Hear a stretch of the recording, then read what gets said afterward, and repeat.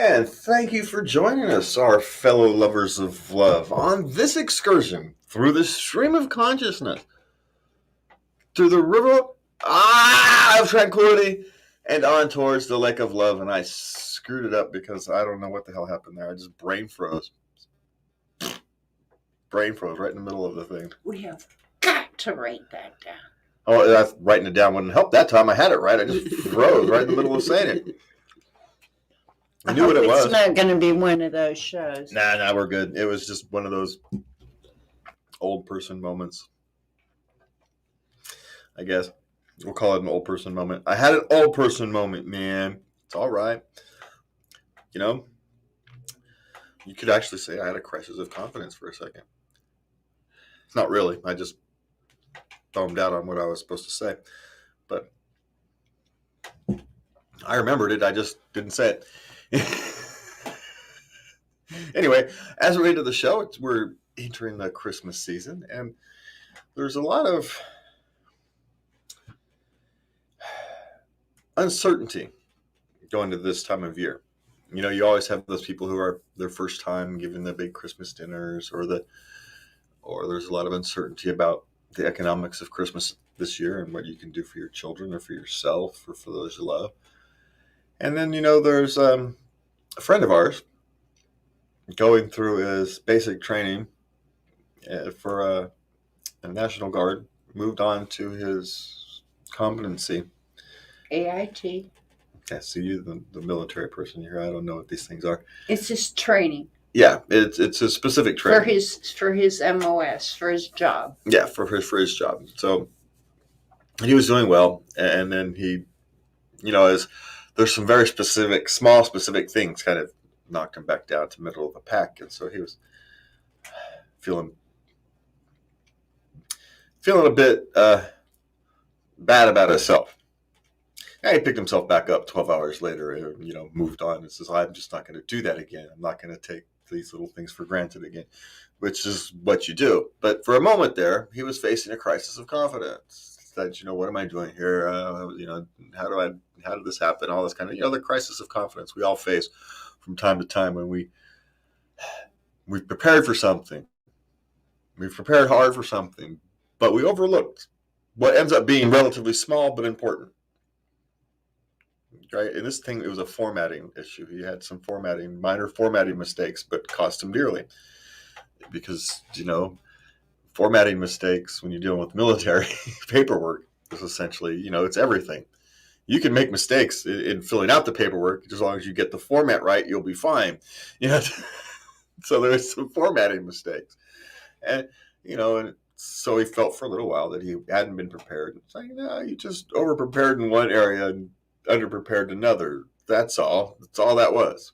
It's an easily fixable situation. And so, you know, he realized that and moved on. But a lot of people get stuck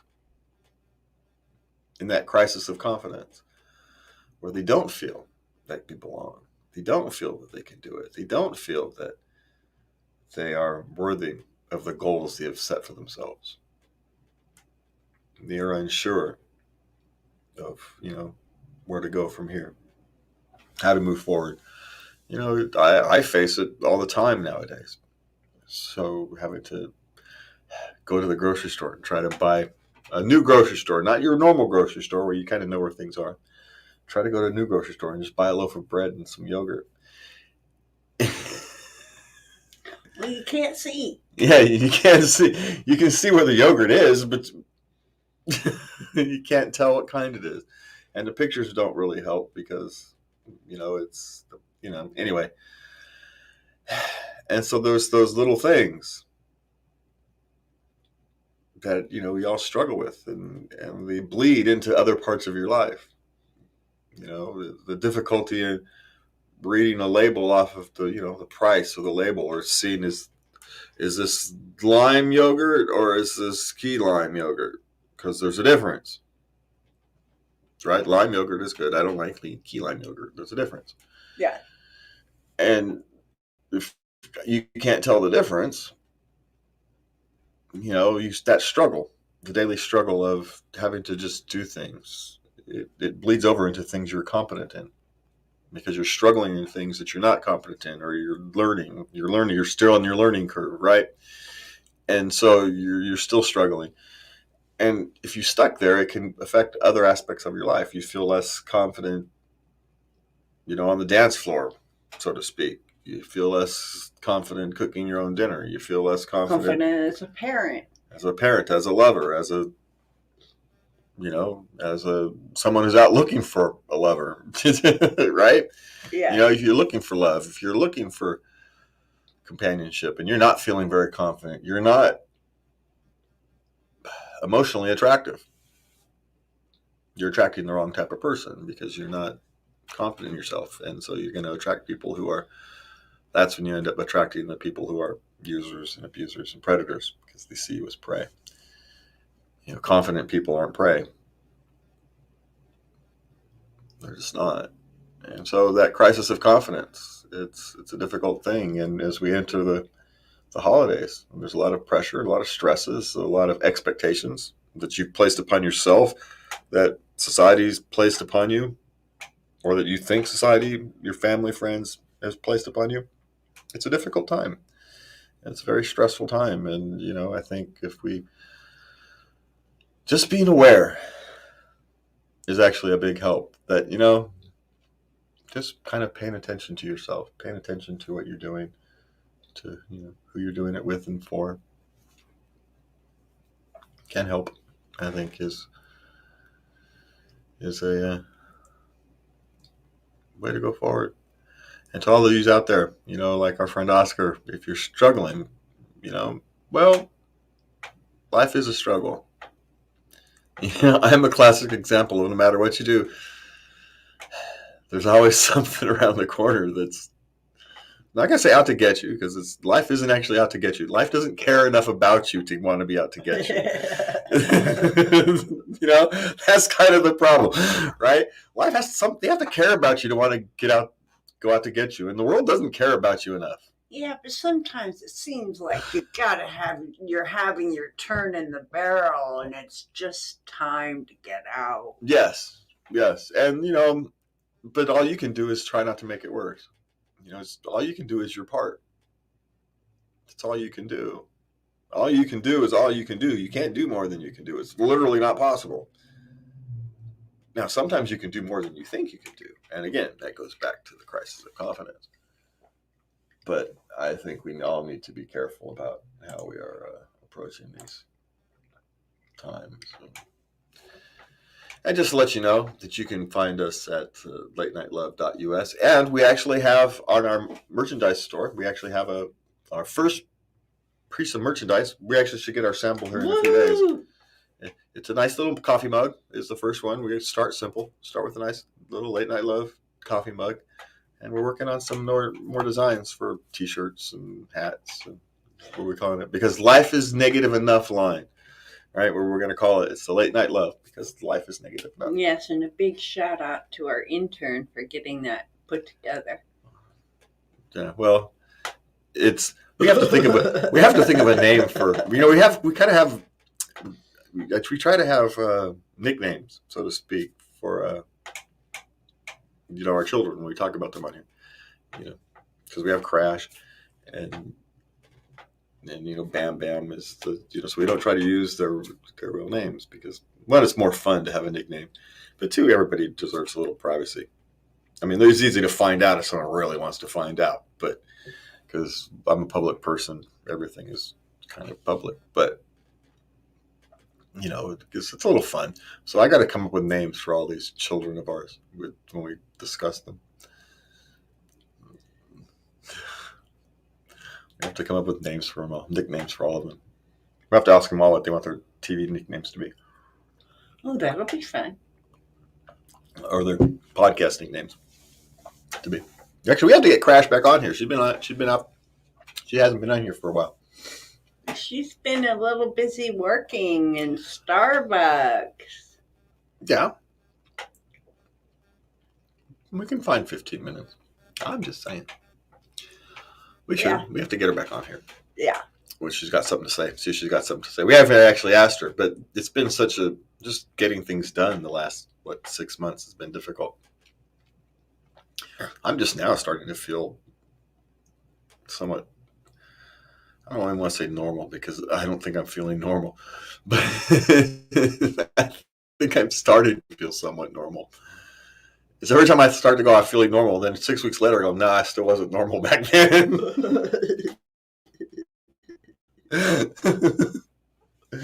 So I'm getting older. I'm starting to feel I have more consistent energy, shall we say? I have more consistent energy, and there's less of that. Something that's gone. There's less of it where I just don't feel good. You know, my test numbers are going back. My eyesight's getting worse, and so there's the balance. But it's easier now for me to be confident to put things on my calendar that I might not be able to see, but I can. The mind still works. The mind's working better. That brain fog was a pain in the butt for a long time. It was not something I was enjoying. All right. So you can find us at latenightLove.us. You can find us on all your podcast and social media networks, and we would really appreciate the follows or the likes. And we'll have a sample out here to show you. Michael didn't have Michael. I can't do graphics, so I need someone to help me with graphics. And I was going to take the graphics of the cup and be able to show it on the thing, but I can't because, anyway. It's not attractive. The image that they use isn't all that attractive. Anyway, but if you go to our Facebook page or our MeWe page, our social media pages, you can find the link. It's a Teespring. You can go to Teespring, search Late Night Love in our creator store, and we'll have more things up. And if you use the code LOVE up until Christmas Day, December 25th, 2021, you get 10% off anything you order. For your Christmas shopping. Just in time for Christmas. We should get a couple more cups. I should get a couple more things up this week. It's kind of the thing. Get a couple more glasses. So pretty soon we'll be sitting here drinking out of our Late Night Love glasses and cups. Ooh. That'll be fun. All right. So we're going to talk about surviving Christmas. And my Lubby has a rant. Now, personally, I'm not sure. I have literally never seen this happen in real life. This whole mistletoe thing. Well, now I posted an article, and who all started this tradition of kissing under the mistletoe was the ancient Greeks. During the festival of Saturnalia and later in marriage ceremonies because of the plant's association with fertility. Which, okay, you want to hang it in a spot at a party, okay. But, taking it around, this is my yearly rant, it creeps me out. Taking around and running up to girls, holding over to your head and saying, okay, now you got to kiss me, is creepy. Well, if I had ever seen it, I would agree with you. But I am 51 years old, and I have almost 52. Oh crap! I'm 52 years old. No, it was constant. And I've never seen this happen. Well, it doesn't happen to me anymore. But when I was single, the only place I've ever seen the mistletoe thing happen is on TV and movies. That's it. I've never seen it happen anywhere outside of TVs and movies. I used to put it up. Kids would come around and sell it at Christmas time. Now, people would put Christmas times up and people would joke about how you walked into a mistletoe, you have to kiss somebody, but no one ever did. It was just a joke because it was what we see on TV.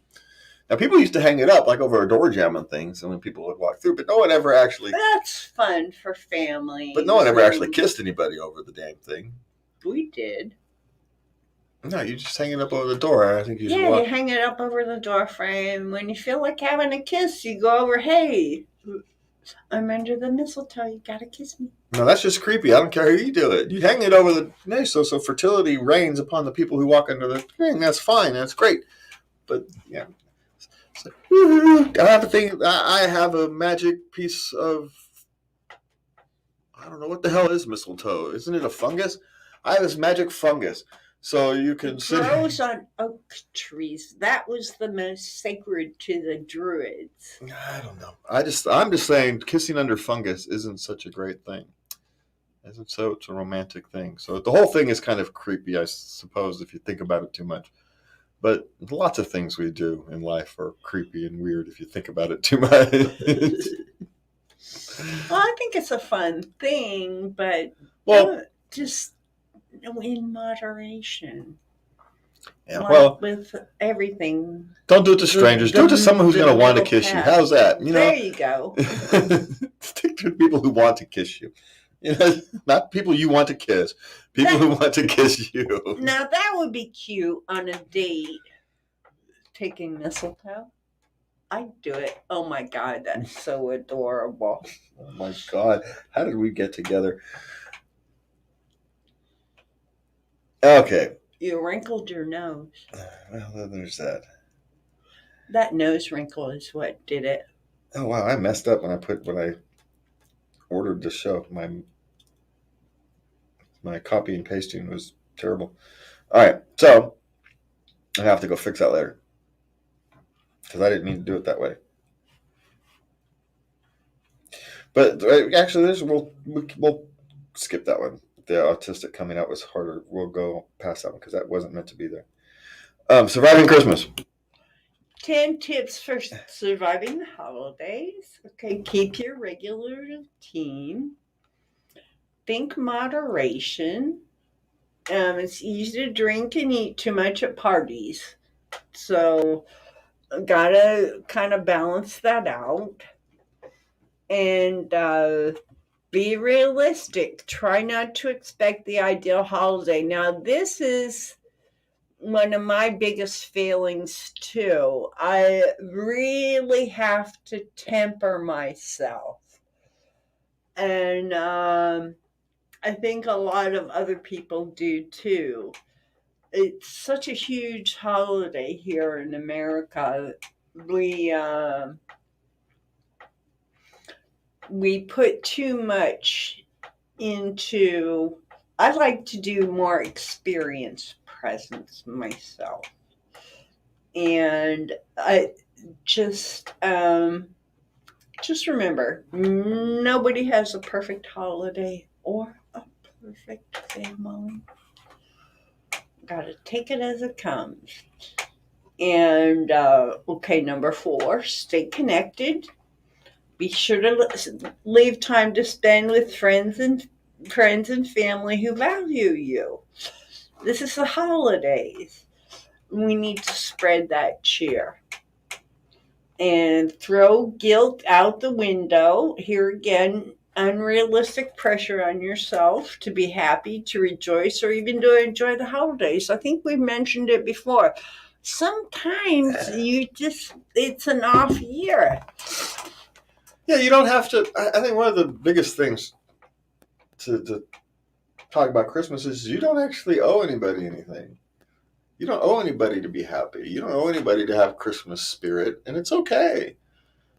It's okay if you're not feeling Christmassy this year.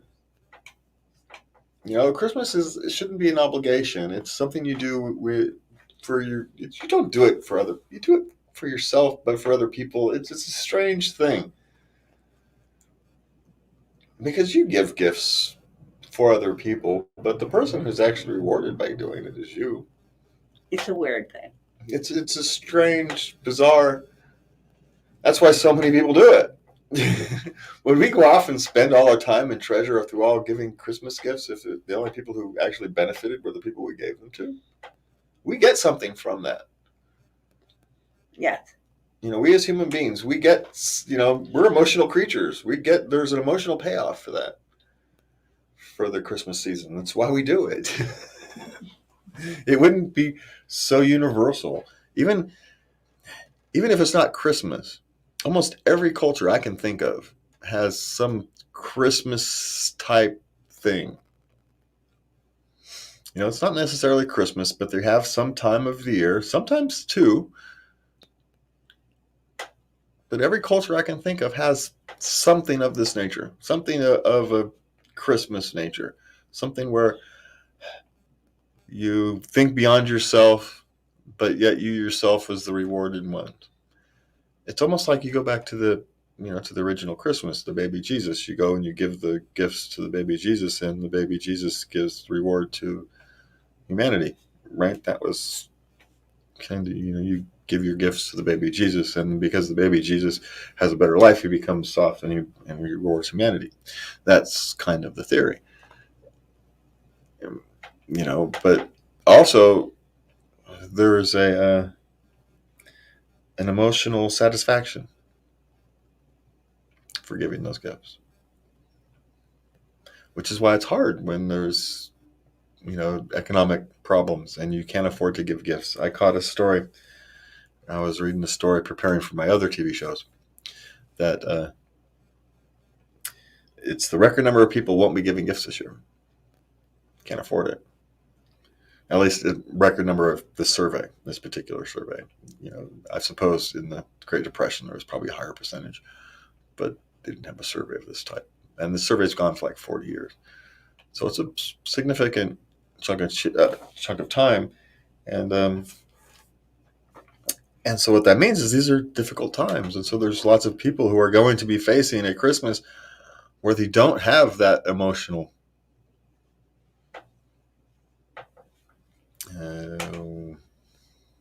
boost from giving gifts. It's not actually the social obligation that makes you want to give gifts. We all think it is. We all think we've been conditioned by society to want to give gifts. It's not society. Condition us. It's human nature. We want to do it because we want to do it. Society can't condition that. It pre-existed society. The desire to, make life better for those you care about. To pass things on. To make life, it's the normal human condition. And it's hard for us when we can't participate in that when you want to. It's hard for everybody. And it's hard for everybody else to kind of figure out what to do with it. So, a little empathy and a little compassion go a long way. Okay. Number 6, don't be alone if you don't want to be. Now, they suggest trying to volunteer somewhere, like in a soup kitchen, children in group homes, or elderly in various facilities. Yeah, I do have a word of caution. If you are feeling down, that could be a double-edged sword. You go and you see a bunch of people whose lives are worse than yours, and you say, well, okay, I should be able to pick it up, But at the same time, then you can feel worse because, they get through life and I'm sitting here feeling sorry for myself. And so it's a double-edged sword. So if you don't want to be alone, if you don't have to, that's just true. There's always places you can find, but it doesn't have to be depressing. You can go wrap presents. You can help people wrap presents. I saw a church. I think it was a church that says, just bring your presents by and we're happy to wrap them for you for free. And you give a donation to the church or something, a couple bucks to the church, but they're happy to wrap presents. And there's volunteers sitting there just wrapping presents. It's all they're just wrapping presents for people. How fun. you know, Christmas music, a little Christmas music, some cookies. Hanging out with your thing. I'm singing church hymns or whatever. You know, I'm not a religious person, but I could tugs on my emotions a little bit. You know, I really admit it does. So there's lots of things you can do to, play Santa Claus. That was a nice thing I got to do. What was it, last year? Last year and the year before. Got to play a bit of Santa Claus. So, there's lots of things you can. I don't get to send a video to your mother this year of you playing Santa. No, Santa can't be blind. We both delighted in that. Maybe next year. So. Okay, focus on today, not yesterday. Okay, there's something about being with family and old friends that make us become who we were and not who we are. When you find yourself reverting to old childhood patterns with family members, try to walk away for a minute and remember who you are now.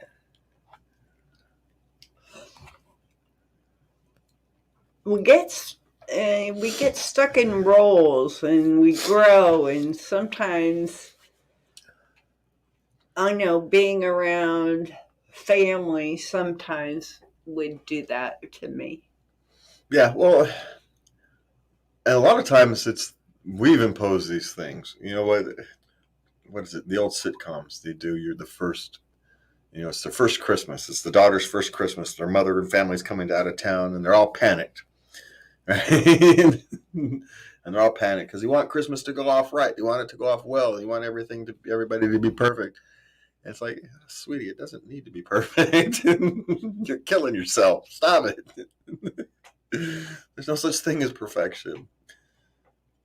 And if we talk about perfection, what is it? There is a story about the Afghan rug makers. Was it Afghan rug makers? Yes.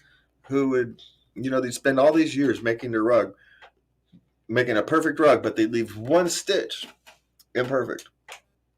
One stitch somewhere in the rug. They deliberately leave imperfect. And the thing is, because nothing can be perfect. Oh, and there is another one. There is no beauty that doesn't have some.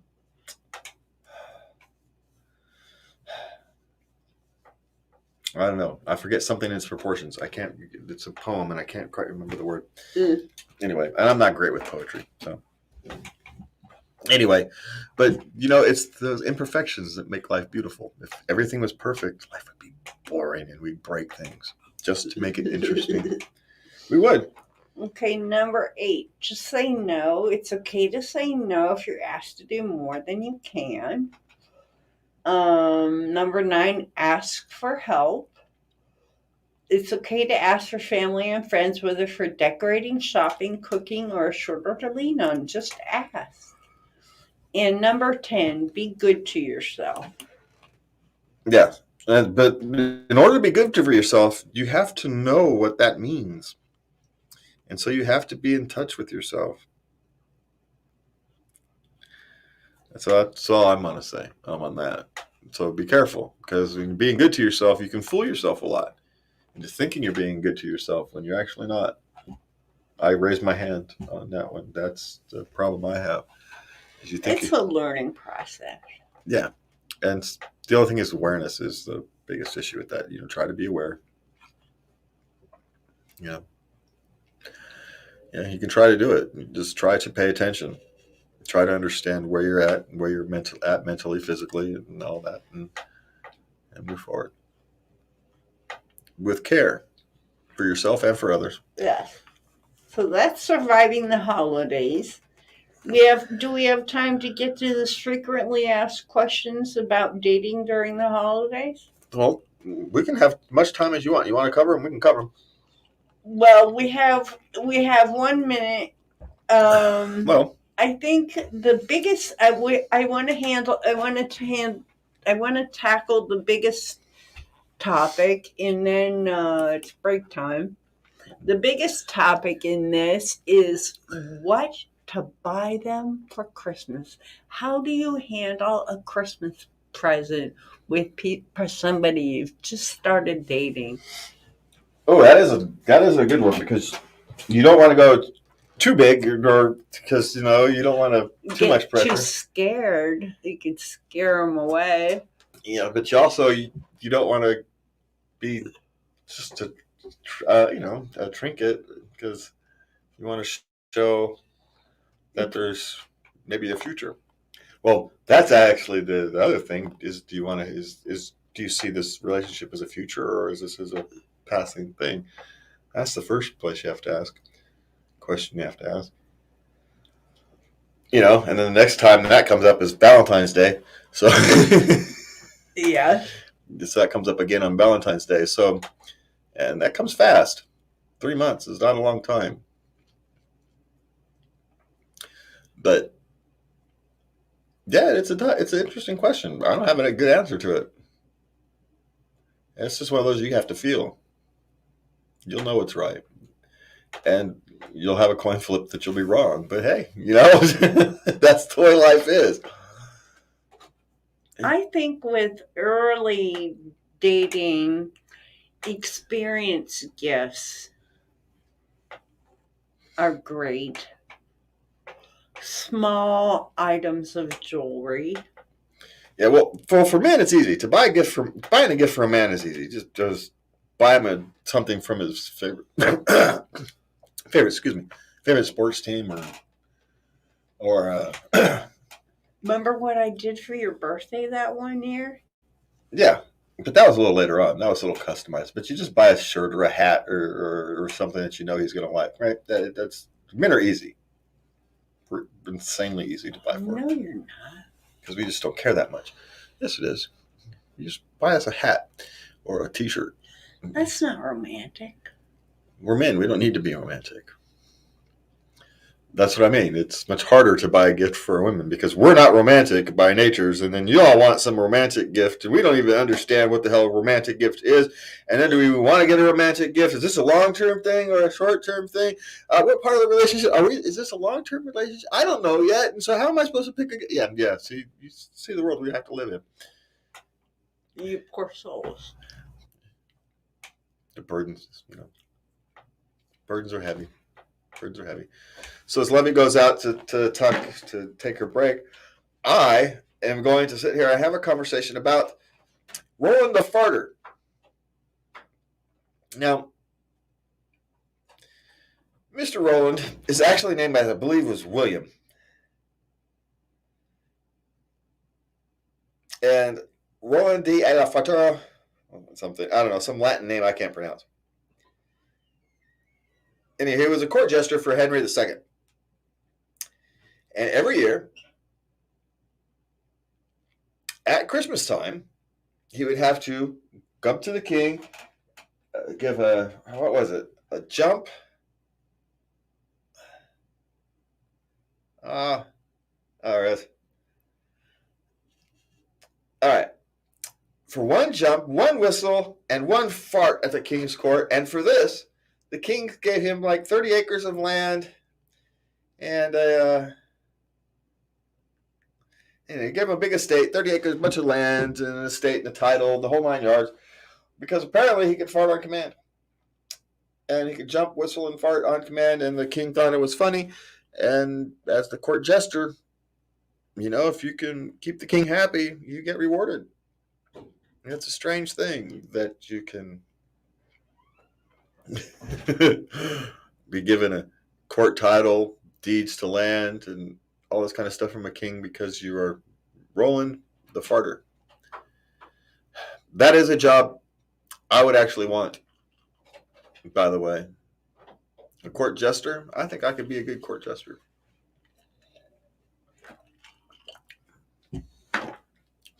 They had a very complicated job.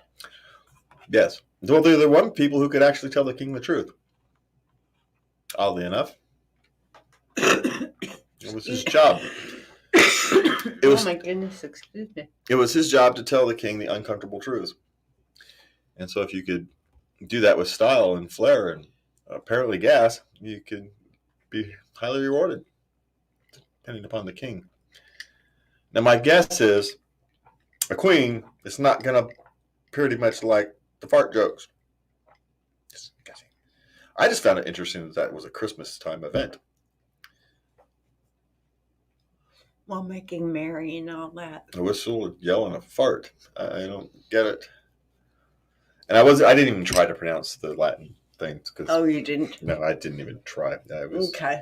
So as we come back from our break, we want to let you know that you can find us at anchor.fm/late night love. You can find us at Late Night Love on all your social media and other networks. Most importantly, you can find us at latenightLove.us. Sign up for our newsletter and all that good fun stuff. Okay. All right. So what do we got now? We got questions. Questions. I am nothing if not a question answerer. Except I can't hit the right buttons on my phone. Okay. Shall I read the first one? It's time to go. Huh? Yeah. I'm 12. My parents have been divorced for 5 years and I live at both houses. I want to live at my dad's full time. How do I tell my mom?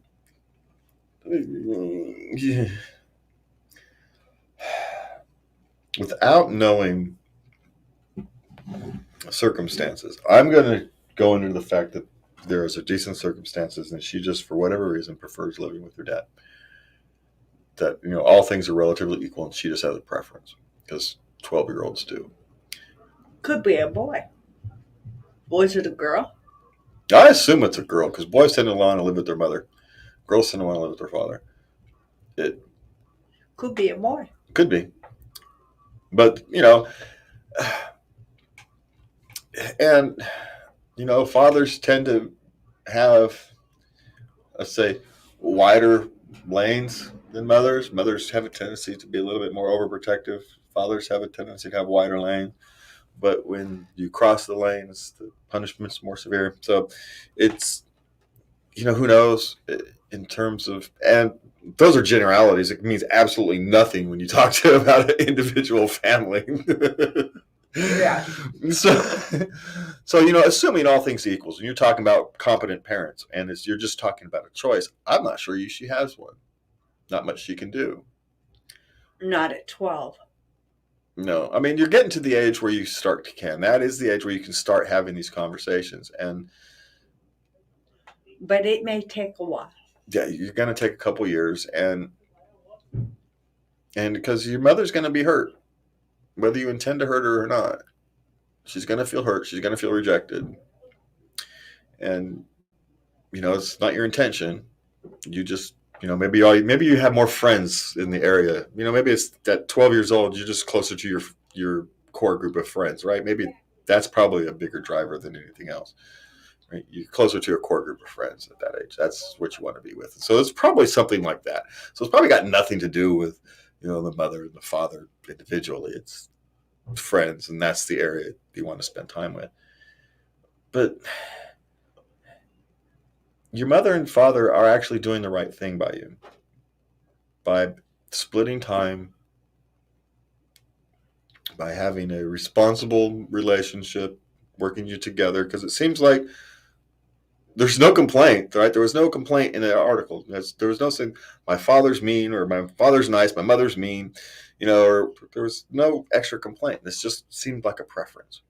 Yes. And if there's just a preference, then there's no easy way to say this, is that you're just going to have to understand that in the long term, this is best for you. As equal time as possible with both your parents will reward you in the long run. It's hard to tell a preteen that because they don't think that far ahead. They're not wired to think that far ahead yet.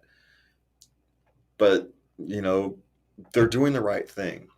Now, maybe when you get a little older into those, high school years, maybe having a more settled environment may be better suited. But for the next couple of years, I think you're just going to have to, accept that this is best for you. Trust your parents. It's not a great answer, but it's the answer you're going to get. Just trust your parents on this one. Okay. Now, talk to them. Tell them how you're feeling. Please. Tell them how you're feeling. But tell them how you're feeling. Don't, make it into something else. Don't make it into demand. There's another issue we haven't addressed. What's that? How do we know the father is ready to take on full time? How do we know anybody is? You're his parents. You're never really ready to take full time on. It's not ready. Maybe that was a bad word. Well, I'm assuming that both parents probably in this situation probably could deal with full time, all things being equal. I'm going to assume that this is simply a preference, and if all things being equal, if a preference is, it's best for you. Okay. And so if that's the case, then understand that this is best for you, and that's probably the way to go. Have the conversation. Tell your parents, both of them, how you're feeling. Yes. But don't make it, I want to move with your friend. I don't want to move. I want to stay living with dad. Say, this is what I'm feeling right now.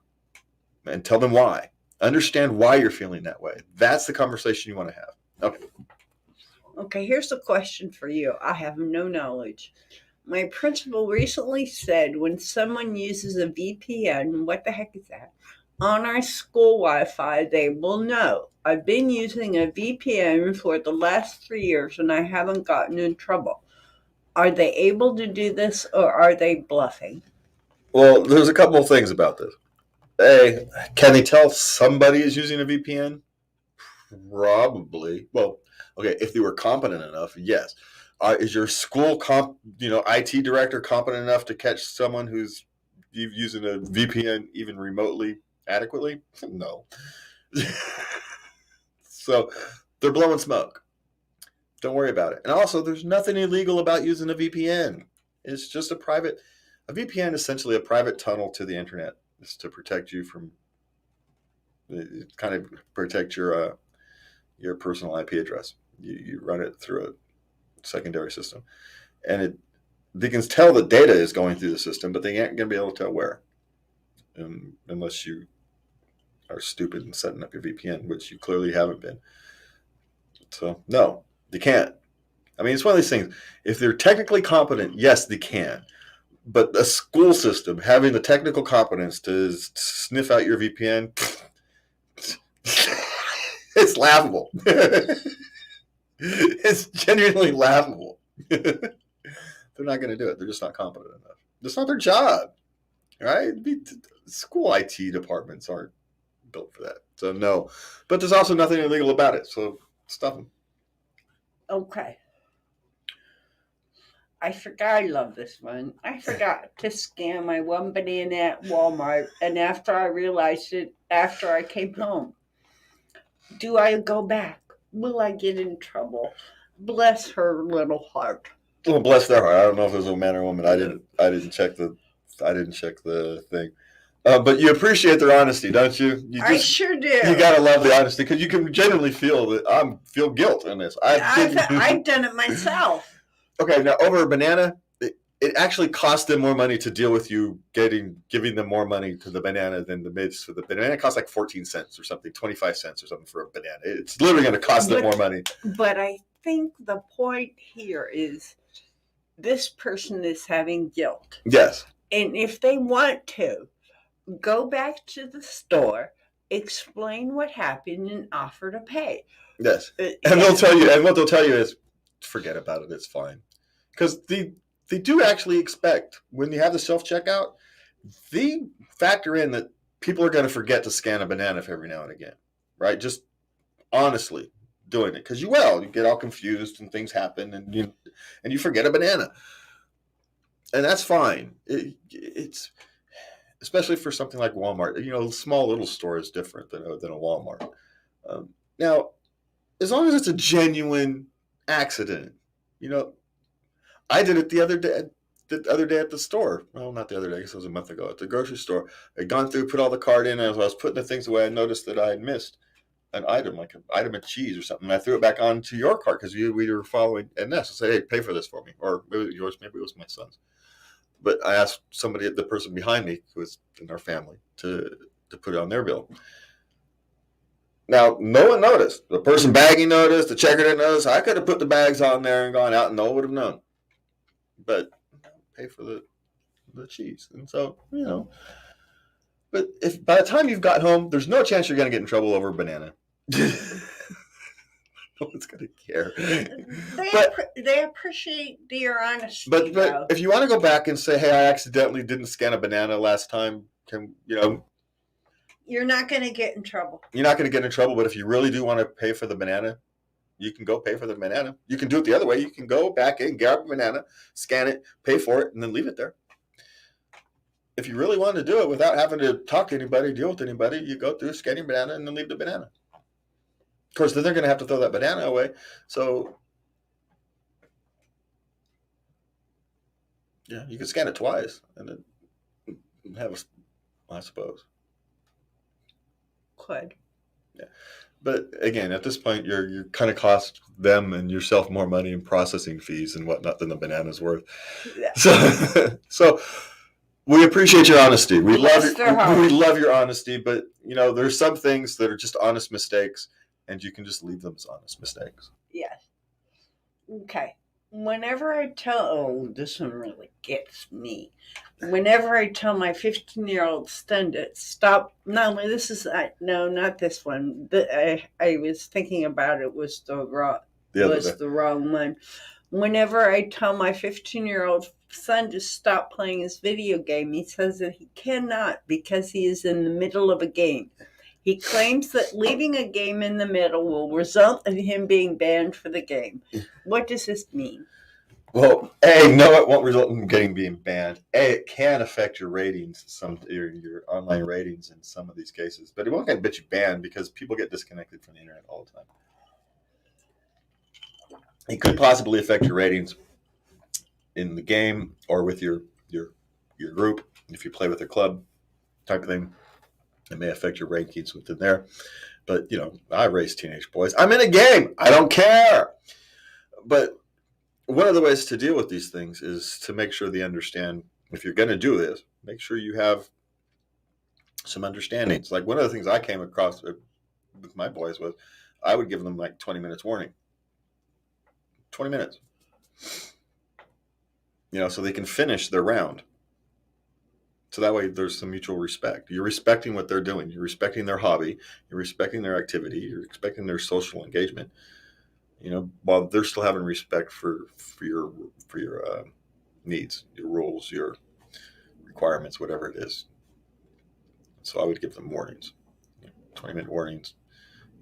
At 9 o'clock, we're leaving at 9. Whether you're, and I'd pull a plug on the internet, and the whole house would go down. So they didn't push me all that often, but they also didn't need to. But yeah. I'm in a game. Their mother hated that. I'm in a game. Yeah, I don't care if you're in a game. But out of respect for them, to show some mutual respect, you give them warnings. I think that's how you deal with it. But no, they're not going to get banned. If you're going to get mad at them and punish them for something, punish them for that bullshit. For feeding you a line of bullshit. That's what you should punish them for. Get banned my ass. The gaming thing, that's just part of Nick. That's just kids growing up these days. I'll get banned. Shut up. Lying sack of teenager. Okay, my neighbor told me they were moving out and that I should be mindful to the new neighbors, since the porch light we live on shines right into their bedroom. We have been here for 8 months. Why haven't they said something? Well, because they didn't care. They may have had blackout curtains. The light didn't bother them, so they didn't say anything. But what they're telling you is it may bother the next person. So that's all it is. Don't make it into anything more than exactly what it is. If it had bothered them enough, they would have said something because they told you now. Right? It just didn't bother them. Some people like a little bit of light in the room. It's like a night light. I do. So, so it's, don't worry about it. But they're just giving you a heads up that they may or may not. And, you can have blackout curtains. Like I got blackout curtains in this office. I have no idea what time of day it is. It's always the same in here. Okay. Do grades, GPA really matter? Only if you want to get into college. Anything else, no one cares. No one looks at that. Yeah, but getting into college, they matter a lot. Yeah. Especially if you want to get into the college you want. So that's kind of where they matter. Even in college, once you get out of college, no one cares. No one cares where you ranked in your class. No one cares. No one cares what your attendance was. No one cares. No one asks. I mean, there may be a few occasions where people may actually ask, but for the 95 to 8% of us, after you get into college, it makes no difference. It only matters in academia. Okay. Is it okay to let a teen daughter and son sleep in the same room but in bunk beds so they have separate beds? Well, is it okay? Yes. Is it going to eventually be uncomfortable? Sure. If it's not already. Well, they've probably grown up a lot. And, remember, us here in the West, especially in the United States, we have a different view on communal sleeping.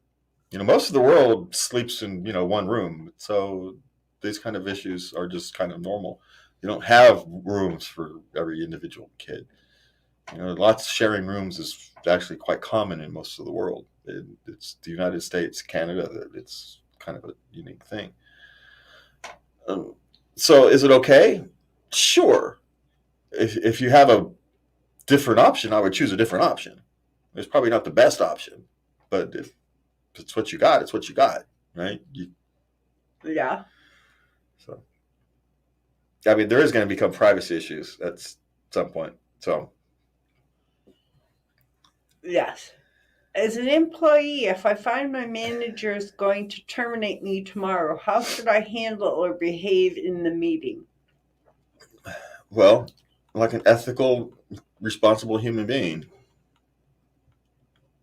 you always want to behave like your best self. Why would you ever want to behave differently? Things don't always work out. Sometimes getting fired is the best thing for you. Right now, you're not stuck at a job that you doesn't know have a future at. So, being fired, always people think people being fired or being let go is necessarily a bad thing. The job wasn't fit. It didn't fit. It wasn't working. So moving on is a good thing for both of you. So, just behave like an ethical, rational, normal human being. That's all you need to do. A little class. Yeah.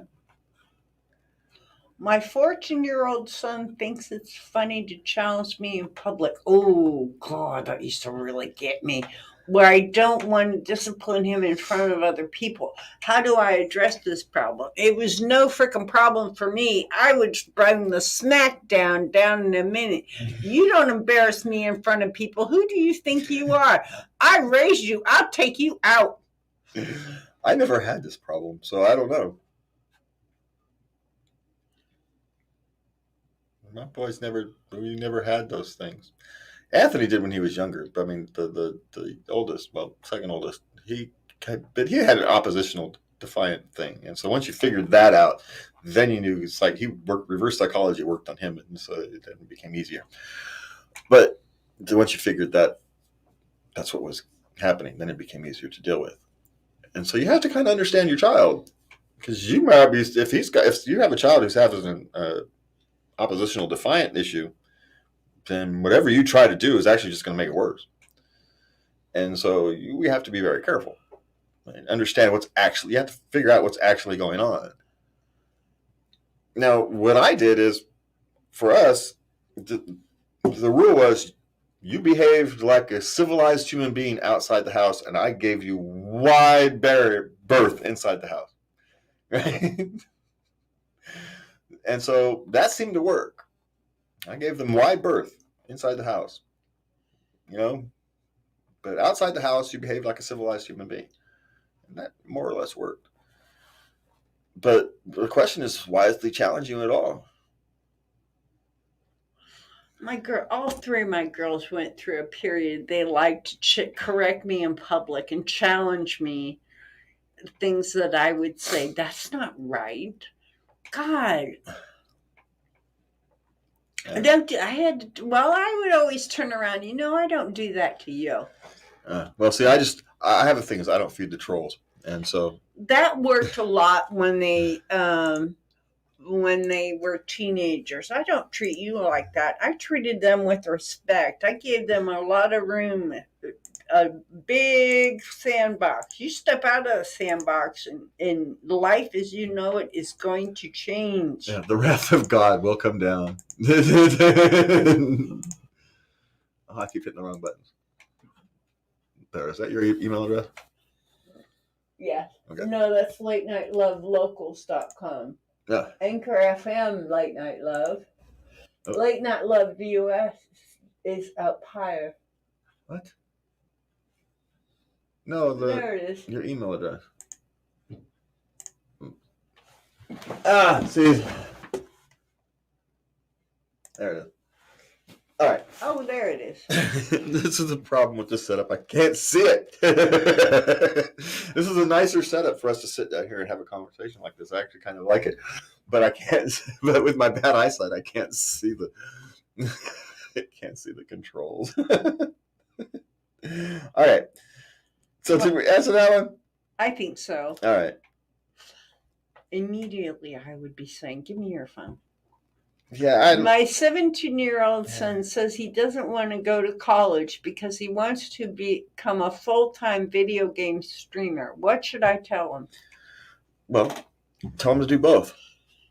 That's what I was thinking. Well, because look, you can go to online school. Because look, if he's an online streamer, then he's comfortable being online. So an online school is probably good for him. So you can go to an online school for marketing, business, so you can actually run your freaking business as a Twitch streamer better. So you support them. Say, okay, here's the deal. You go to online school while you're going. As long as you go to online school, and pass your classes and do your things, I'll support you doing the streaming. So you can do both, and you'll save money because online schools are a third the cost of other schools, and the education is just as good, especially for someone who's comfortable in that environment. So don't work against it. Work with it. Having marketing business classes, so you can learn how to become more successful as an online streamer. So you can learn how to turn your online streaming into a freaking business. That's what you do. Work with his dream, not against his dream. There you go. This one is sad. Would it be wrong to send my husband's sister a card asking her not to invite him to her home for the holidays? I am not welcome there, and I'm tired of spending them alone. Well, on this question is, I would talk to your husband, not your husband's sister, and says, can we plan something for the holidays? Go away, go for a trip, do something else. Find a compromise. Because if you're not welcome there for whatever reason, who knows that, things happen. It could be for anything. We don't have any. We have no clue. No clue. So, but the person to talk to is your husband, not her sister. Yes. That's the conversation to have. And if your husband's not,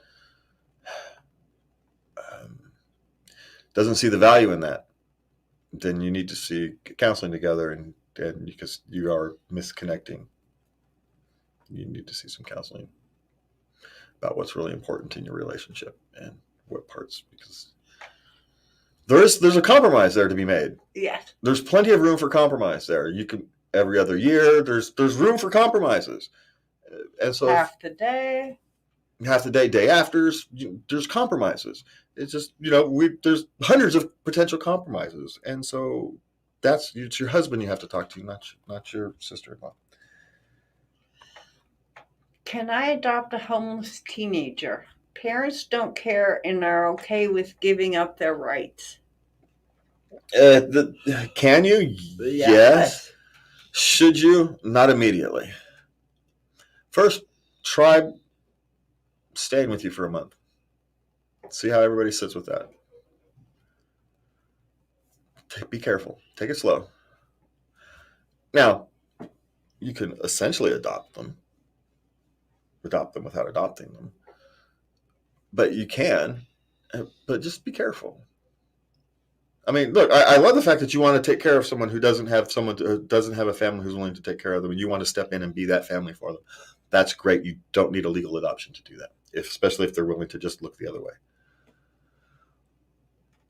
But so you can take it slow. You have the option to take it slow. You want to get that child off the street? Great, get her off the streets. Get them off the streets. And then start working and seeing where it goes from there. Because those parents may feel differently 6 weeks down the road. It may trigger some parental instinct in them that gets them to straighten up their act. And then 6 months later, you may have a different problem. And that would be a good problem to have. It may not. They may be completely worthless and drop completely out of sight, and you'd have nothing to do. But that may happen anyway. So I'm just saying, I love I love the thought process. I love the desire, and I love the follow through. My only thing is just be careful. Talk to a lawyer. Definitely. And talk to a lawyer and someone who's worked in social services would be my guess. There you go. Okay, last question. Can I really get away with Santa not bringing my child gifts because she's been terrible lately? Well, you're the parent. You can get away with anything you want. I would. I don't like using that kind of punishment because that's not what Christmas is about. You're misusing the Christmas spirit. Children go through stages, and punishing them. Now, you may not give them the big Christmas gift this year, right? Yes. You say, well, I was going to buy you a bicycle, but you've been a little craphead, so you're not getting a bicycle this year. You're just going to get shoes, socks, clothes, and a small toy. Okay, I'm good with that. That kind of thing, Yes, but nothing to open on Christmas morning. And something fun. Don't just give them socks or clothes. Give them something a little fun. But you don't have to give them the big Christmas gift. If you're going to punish them, if you're going to do that, you should do it with the big one. You do it with the theoretically big Christmas gift if you do that kind of thing. But punishing them on Christmas for misbehavior, that's always not sat right with me. Me either. So, can you get away with it? Yeah. Should you? No. Just because you can do something doesn't mean you should.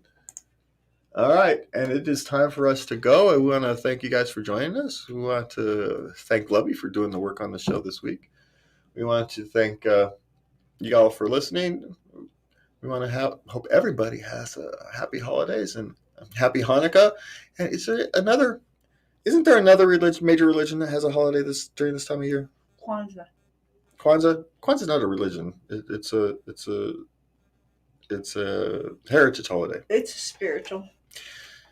Yeah, but it's more of a heritage holiday that well, happy Kwanzaa. Don't get me wrong. It was thinking of a religious holiday. I'm not dismissing Kwanzaa. I don't want anybody to understand. I was just thinking of a religious holiday, not.